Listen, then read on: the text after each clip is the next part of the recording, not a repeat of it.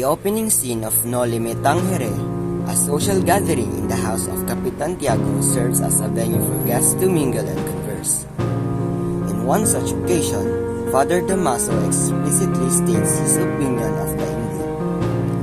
Indio is a term used by the Spaniards to refer to the native Filipinos, occasionally used in a derogatory manner.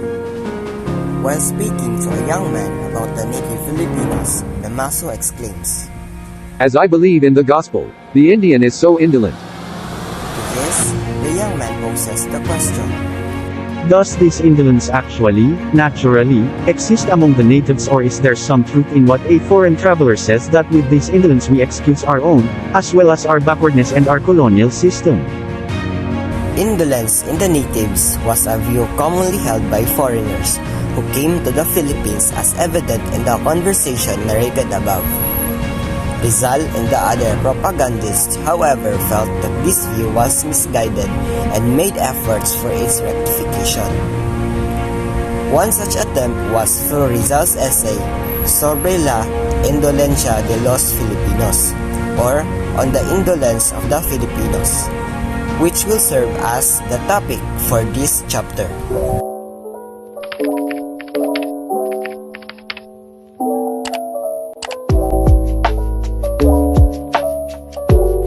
End of this chapter, the student should be able to summarize in their own words Rizal's essay on the indolence of the Filipinos. They should also be able to explain the factors that cause the indolence of Filipinos and defend their personal views on the question of the indolence of the Filipinos.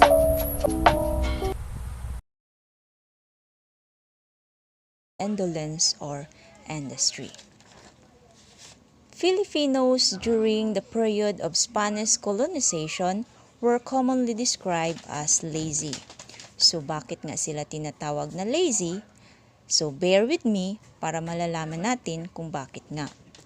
Several foreigners visiting the Philippines from the 17th to 19th centuries affirmed this view with their observations. Camille Carreri, an Italian traveler who came to the country in the 17th century, remarked, "It is their laziness that makes them appear less ingenious, and they are so entirely addicted to it, that if in walking they find a thorn run into their foot, they will not stop to put it out of the way, that another may not tread on it." A more scathing portrayal was given by Friar Gaspar de San Agustin in 1720. He started that their laziness in such that if they open a door, they never close it, and if they take an implement of any use, such as knife, pair of scissors, hammer, and etc., they never return it whence they took it, but drop it there at the foot of the work. Indolence was also commended upon by the German scholar Fyodor Hagor in the 19th century.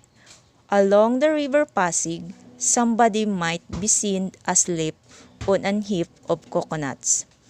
If the nuts run ashore, the sleeper rouses himself, pushes off with a long bamboo, and contentedly relapses into a slumber as his eccentric frauds regain the current of the river.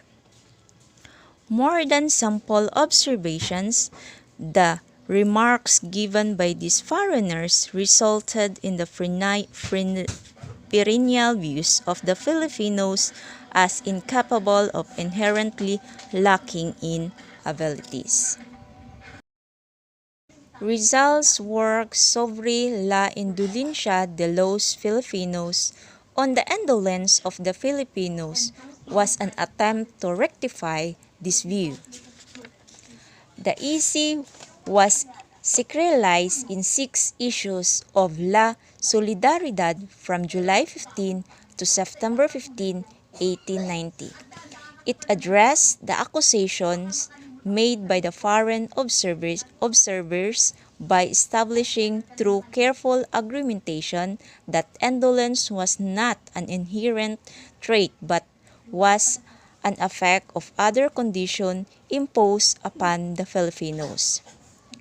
Rizal reasoning echoes the idea laid down earlier by Gregorio Sancianos, Al Progreso de las Filipinas in 1881. Sancianos advocated for reform in the government taxation system because he believed that public revenue were necessarily for the overall developing of the country. He also confronted the issue of the laziness of Filipinos by attributing the trait to the poor economic conditions that rendered the native lethargic and unmotivated. Rizal's essay, though addressed the issue of the Filipinos' laziness more directly, inasmuch as the talk about it has continued, not only by employees who blame it to cover their own stupidity, and not only by friars who consider it necessary for the perpetuation of their presentation that they cannot be replaced, but also by serious-minded and disinterested persons. And from the outset, Rizal does not deny the existence of indolence in the Filipino, and the predisposition exists. He notes because the warm climate demands of the individual quantities and rest, just as cold climate steers up men to work and to be active. However, he asserts that the evil does not lie in the existence of indolence, but in the way that it is perpetuated. And he points out the evil is found in the fact that indolence in the Philippines is an exaggerated indolence, as novel indolence, so to speak, a vice which increases fourfold as time elapses. So, the Filipinos were not always lazy. According to Rizal, when one look back at the pre-colonial past, he or she would see the industry, agriculture, and commerce the early Filipinos engaged in. So, the Rizal cities, as one example, an account written by Pigafetta who described the flourishing trade of goods such as cinnamon, paper, nuts, and other articles. Mining was also practiced by early Filipinos as evidenced by Pigafetta's description of vessels and utensils made of pure gold. And if the early Spanish accounts were in agreement on the industry of the Filipinos, what brought about a change in them? So, Rizal determines that the circumstances that produced a predisposition toward laziness were the constant were waged during the early stages of colonization.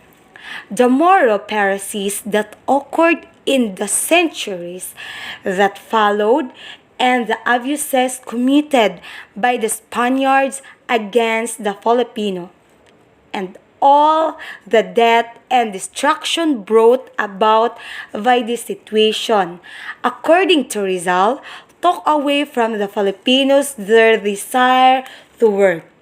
And yet, Rizal also argued that while the previous circumstance made it possible for laziness to take root in the Filipinos' contribution, other factors ensured it maintains.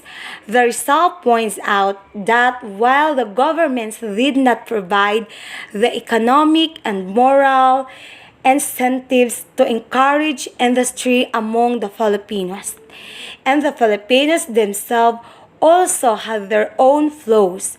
He states that the defect of education and lack of national sentiments seen in the Filipinos only contributed to maintaining the Filipinos' predisposition toward indolence.